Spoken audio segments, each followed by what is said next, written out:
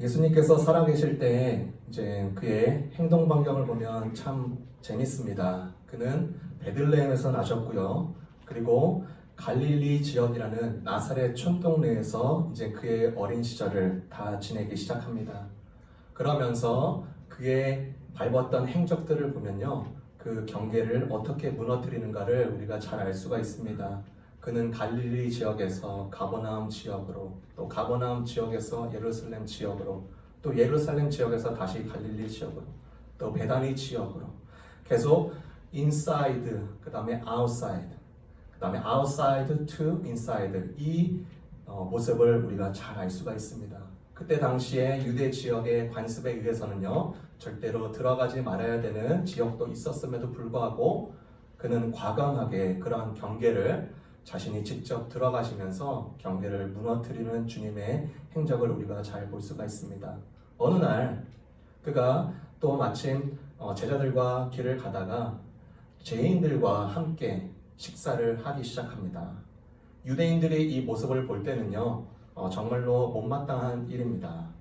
죄인들과 같이 식사할 수 없었기 때문이고 그 영혼의 더러움이 나에게 묻어진다라고 생각하면서 그 유대인들은 그렇게 은근히 은연중에 그리고 보란듯이 그렇게 차별하는 모습들이 있었습니다. 그러니까 예수님께서 죄인들과 식사를 하니까 저 예수에게 문제가 있다라고 이제 생각이 드는 것입니다. 그리고 제자들과 함께 있을 때 옆에 있는 율법 학사들과 바리새인들이 왜 당신의 제자들은 금식하지 않느냐며 따지기 시작합니다. 신랑이 있을 때는 우리가 같이 기뻐하면서 금식하는 게 아니라 너희가 신랑을 빼앗길 때 너희가 금식할 수 있다라고 하면서 그 금식에 대한 논쟁을 이렇게 무마시킵니다. 그리고 어느 날은 안식일 날 제자들과 길을 걷고 있는데 길에 밀이 많이 자라 있습니다. 그래서 제자들은 그 길에 많이 자라난 그 밀을 잘라버리고 있었습니다. 그래서 길을 내는 것이었죠. 그때 그런 모습을 바리새인들 또 유대인들이 또 그 모습을 보면서 당신이 하는 짓은 지금 안식법에 어긋납니다라고 하면서 이제 또 태클을 걸기 시작합니다.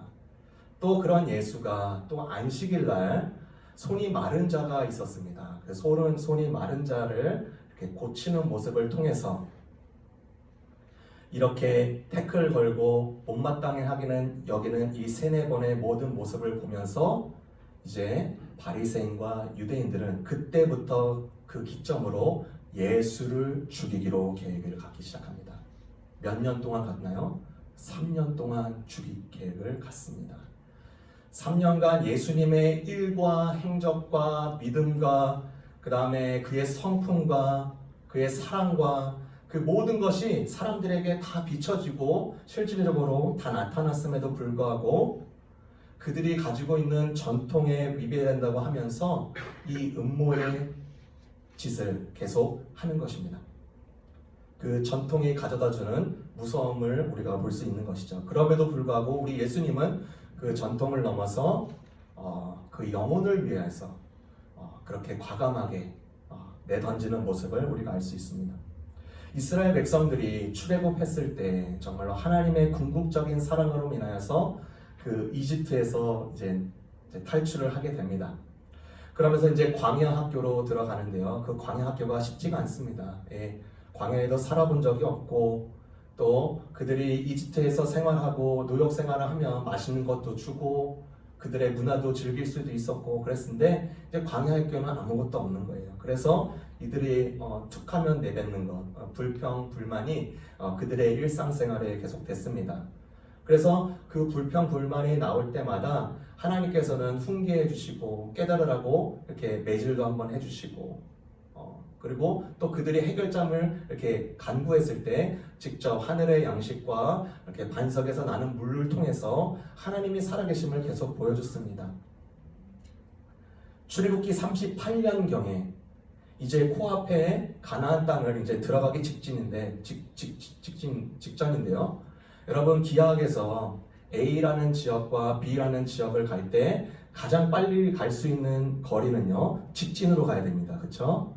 그런데 이 A라는 지역에서 B라는 지역으로 갈 때 직진이 아니라 지금 이렇게 우회를 하라고 하는 것입니다. 하나님께서. 그러니까 가나안 땅을 우편으로 우회를 하면서 에돔 지역을 건너서 이렇게 가나안 땅으로 가라고 합니다. 그때 이스라엘 백성들이 불평이 확 터지기입니다. 불평이 터지면서 너희 여전히도 아직도 불평이냐 그러면서 하나님께서 그 사막에 있는 불뱀들을 모아서 그 자들을, 그 이스라엘 백성들을 물게 했습니다. 왜 불뱀인가? 그 물면요, 그 몸이 타들어갈 것 같은 고통과 그 다음에 치명적인 독이 있었기 때문에 불뱀이었습니다. 그러니까 지금 한 사람, 두 사람, 세 사람 계속 죽어나가기 시작하는 것입니다. 그런데 그 모습을 보면서 하나님께서는 마음을 아파하십니다. 그래서 모세를 불러서 모세야 모세야, 내가 너에게 명령하는 것을 행해라. 너가 지금 노트로 뱀을 만들어서 긴 장대 위에, 그리고 높이 그 장대 위에 노뱀을 매달아서 그것을 보게 하라. 그러니까 보는 자마다 누구든지 살리라 명령해 주셨습니다. 그래서 그 노뱀을 만들고 장대에 높이 올려서 그것을 달아놓게 하셨습니다. 왜 하나님께서는 그렇게 하셨는가? 너희가 땅만 쳐다보고 땅에 있는 것 없는 것만 쳐다보면은 나에게 고통 주는 것이 무엇인가를 계속 볼 뿐이요, 너희가 눈을 들어서 하늘을 보면 하늘에 계시는 하나님을 발견할 터이니 그러면 너희가 살리라 라는 메시지를 던져주는 것입니다. 그래서 정말로 이게 될까 안 될까 그 의심이 있었지만 정말로 장대 위에 높여 달려있는 이 노뱀을 보면서 본 자들이 살아나니까 점점 더 많은 사람들이 그 노뱀을 쳐다보면서 살기 시작합니다. 가나안 땅이요, 그런데 들어갈 때 이 노뱀을요 가지고 들어갑니다. 이 노뱀을 가지고 들어가서 이 노뱀을 설치하고 그 앞에서 분향하고 경배하기 시작하네요. 몇 년 동안요? 700년 동안. 700년 동안에 경배하고 분향하는 이 모습을 보면서 히스기야 왕은 너무나 분개한 것입니다. 그래서 노뱀 가져와라 그러면서 무너뜨리면서 부서진 이 놋을 들고 백성들에게 보여주면서 이것을 봐라, 이것은 놋 조각이다 라고 하면서 거짓된, 그리고 거짓된 전통에 대해서 신랄하게 비판을 한 것입니다. 700년 동안에 얼마나 많은 제사장들과 그리고 서기관들과 그 다음에 목회자들과 또 그다음에 리더십들이 있었겠습니까? 그런데도 한 사람도 누구도 이 노뱀에 대해서 여전히 무관하게 생각하고 이것을 너무 이렇게 의식하지 않았던 그런 행태들이 있었던 것입니다. 왜요? 전통이라는 이름 하에 계속 그렇게 진행돼 왔던 것입니다. 그 히스기야의 단호한 결단으로 인해서 이들이 마음을 깨닫고요, 하나님께 돌리면서 그들의 영혼이 회복되는 경우가 그때의 일이었습니다. 정호승 시인의 시 서울의 예수라는 시에요, 한 대목이 나옵니다. 이런 대목인데요, 목이 마르다 서울이 잠들기 전에 인간의 꿈이 먼저 잠들어 목이 마르다 등불을 들고 걷는 자가 어디 있느냐 라고 하면서 이 예수님이 서울을 바라보면서 안타까운 마음을 내비치는 시입니다. 특별히 버림받은 자들을 위한 교회됨을 포기하고요, 국가의 권력과 매칭하려는 노력과 자세, 그리고 어느덧 커버린 교회의 힘과 능력을 자랑하면서 어느새 기득이 되어버린 자들의 모습을 개탄하는 내용을 비추고 있습니다. 타성에 젖은 교회, 영혼에 대해서 눈 감아버린 그들의 안타까움을 소리내고 있는 것이죠. 그래서 저는 이 시를 이렇게 볼 때 저희도 이렇게 갑자기 생각난 것이 있었습니다. 리치몬드 지역에 만약에 예수님께서 실제로 이곳에 살아계셨다면 교회들을 향하여서 무엇이라고 말씀하셨습니까? 다른 교회에 뭐라고 할 것이 아니라 우리 교회요, 우리 제일 좋은 교회에 대해서 뭐라고 말씀하셨을까? 예수님께서 과감하게 경계를 무너뜨리고 가셨던 그리고 그 영혼들을 위하여서, 그리고 전통들을 무너뜨리면서 자기의 해가 되고 그 다음에 자기의 유익이 없어질 것을 알매도 불구하고 그렇게 하셨던 그 예수님의 이 마음이 우리 교회에게도 경계를 무너뜨리면서 하나님의 영혼들을 위하여서 우리가 과감하게 전통들을 무너뜨리고 또 그 전통들이 우리 하나님의 마음에 위배되고 그 다음에 거슬린 것이 된다면 우리는 과감히 그것을 버릴 준비가 됐는가 우리에게 반문해 볼 수 있는 것입니다. 바울의 삶을 보면 참 재밌습니다. 그가 이제 다메섹 도상에 예수 믿는 자들을 이제 잡아 때려 죽이려고 정치적인 공문을 가지고 달려가는 그 길에 예수님께서 광명의 빛으로 그를 만나 주셨습니다. 그리고 나서 그가 3년간 아라비아 사막에서 이제 그 내적 치유의 경험을 하는 것입니다. 그가 이제 가지고 있었던 율법의 모든 내용들과 하나님의 그 지혜와 하나님의 계시와 자기가 알고 있던 이 신학 체계들이 그 기간을 통하여서 이렇게 다시 정립하고 다시 예수 그리스도를 위한 삶으로 이제 포커스가 맞춰지는 것입니다. 그리고 나서 안디옥이라는 지역에 그 바나바와 같이 공동 목회를 시작합니다. 그래서 그는 예루살렘과 그가 자랐던 이 터키의 모든 지역만이 자기가 선교의 대상이요 목회의 대상이라고 생각을 했습니다. 그래서 그렇게 열심히 했습니다. 그러고 나서 2차 전도 여행 때 있습니다. 2차 전도 여행을 자기네들이 구역을 다 정한 그 선교 지역을 가려고 하는데 터키의 중부에서 막혀버리고 맙니다. 터키의 북부에서 막혀버리고 맙니다. 이것은 하나님께서 막은 이유가 있다. 우리가 기도하자. 그날 밤에 기도를 하는데 성령께서 이에게 계시를 주십니다. 환상을 주시는 거죠. 마게도니아의 어떤 한 사람이 부르면서 우리를 위하여서 도와주라 라고 하는 것입니다.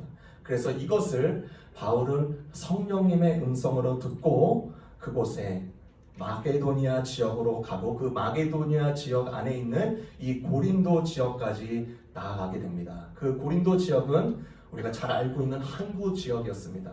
이 항구에서 보니까 어디 지역이 보이냐? 서편 지역이 있던 로마가 보이는 것입니다. 로마를 보면서 내가 저기까지 가야겠구나. 저기까지 복음을 증거해야 되겠구나. 그가 나중에 로마에서 두 번째 감옥살이를 할 때입니다. 이 두 번째 감옥살이 이후에 이제 참수형이 이제 기다리고 있는데 이제 그의 제자 디모데에게 두 번째 편지 디모데 후서를 씁니다. 그리고 그의 일념을 전하죠. 그리스도의 힘으로 강하여라. 무익한 변론을 피해라. 장차 있을 위험이 있다. 그러나 영혼을 위하여 복음 전파와 말씀으로 그 자들을 세우라. 선한 싸움을 다 싸우라. 복음을 위해서, 영혼을 위해서 너가 걷는 이 걸음을 멈추지 말라는 말로 그의 인생의 마지막 편지를 쓰고 있는 것입니다. 그가 이렇게까지 할 수 있었던 동력이 우리가 생각하기에 단지 하나님을 대적했고 하나님을 비방했고 예수 믿는 사람들을 죽였으니까 미안하고 죄스러운 마음 때문이라면 그는 진작에 이 일을 그만뒀을 것입니다.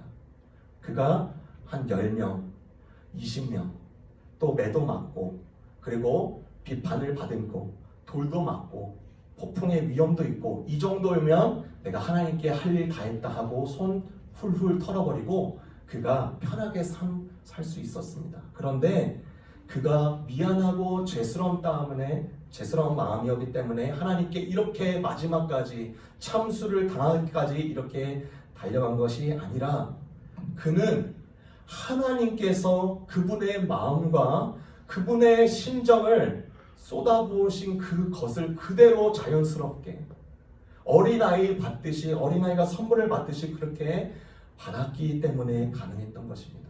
하나님께서 영혼들을 향한 사랑과 그 기품이 어떠한지 이 바울은 깨달았어요. 어떻게 깨달았죠? 자기 자신을 보니까 깨달아지는 거예요.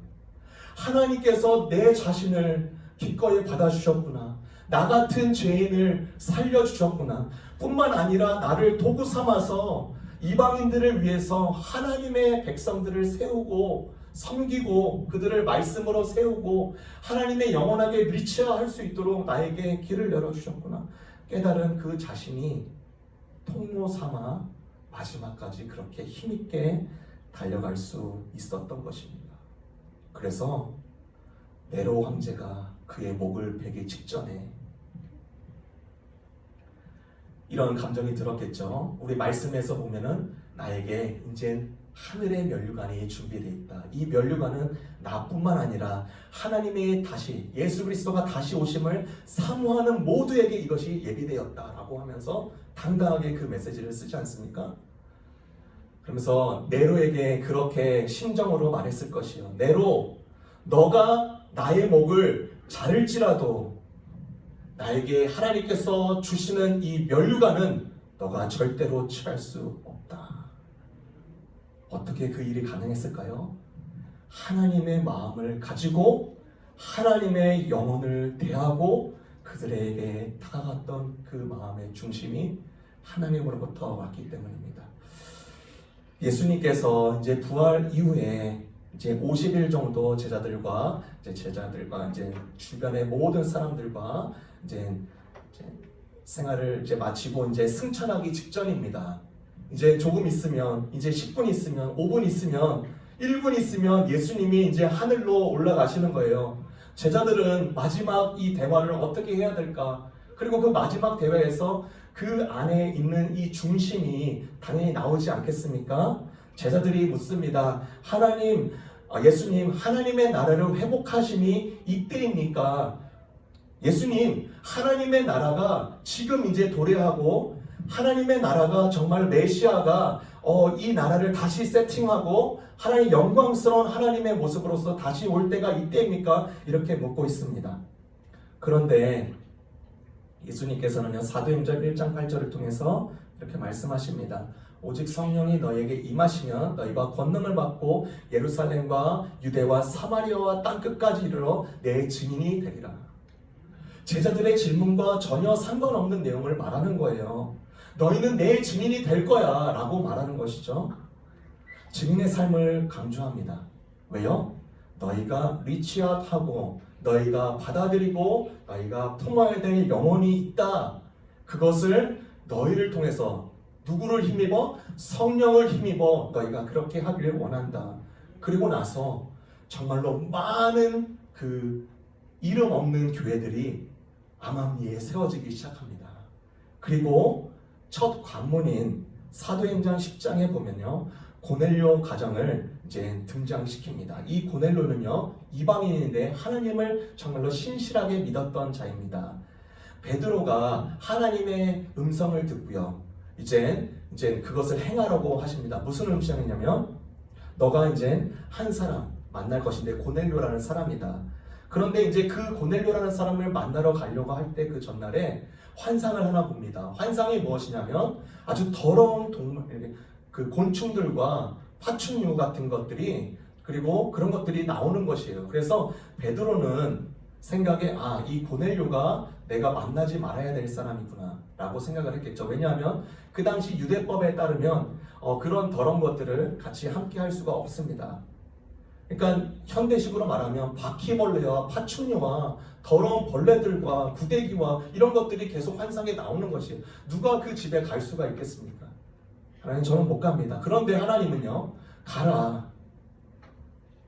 그래서 하나님께 순종하고 갑니다. 그랬더니 이 고넬료라는 자가 정말 하나님을 뜨겁게 사모하고 신실하게 섬기고 어려운 사람을 도와주었던 사람입니다.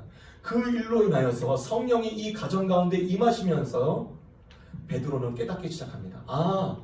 내가 이방인을 대할 때 제한적으로 여겼고 더럽다라고 여겼고 벌레 같다고 여겼는데 이곳까지는 하나님의 역사, 이곳까지는 하나님의 마음이 뻗어나갈 줄 몰랐는데 하나님께서는 이곳까지도 그 성령의 역사를 이뤄 가시는구나. 마치 사도행전 1장 8절의 모습의 첫 관문이 그곳에서 뚫려버리고 맙니다. 그래서 성령님께서 어떻게 이 일을 행하셨는가? 다른 자들, 우리가 품을 수 없는 영혼까지도 보게 하시니까 그 일을 감당하게 하시는 것입니다. 오늘 본문을 보면요, 수가성 여인의 그 우물가의 여인을 예수님께서 만나십니다. 그렇죠? 우리가 잘 알고 있습니다. 그리고 나서 그 여인을 만나기 직전에 제자들에게 우리가 먹을 것을 좀 구해와라 라고 하면서 제자들을 멀리 마을로 보냅니다.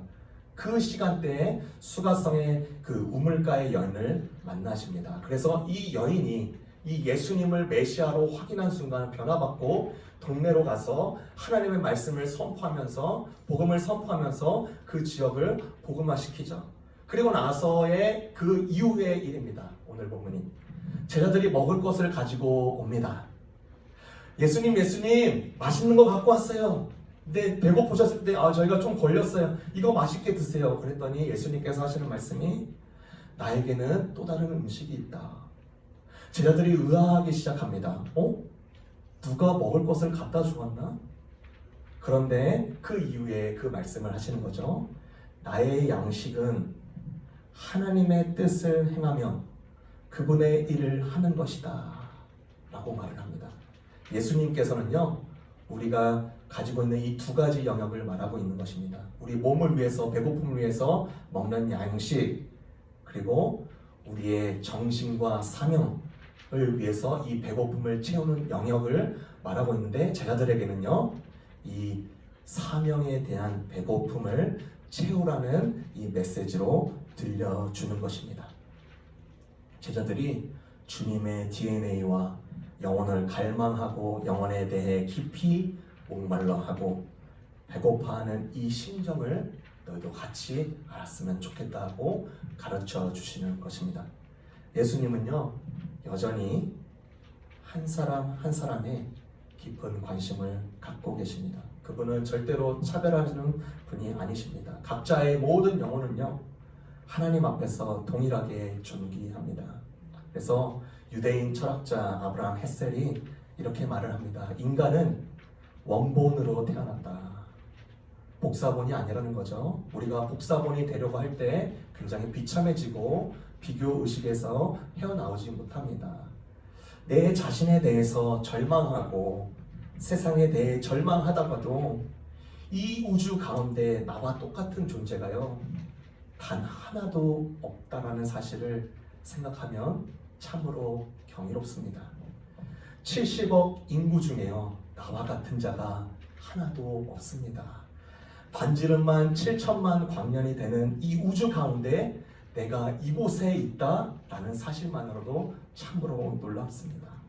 그런 각자의 영혼을 하나님은 날마다 품으시고 그 영혼이 온전히 세워지고 회복되기를 원하십니다.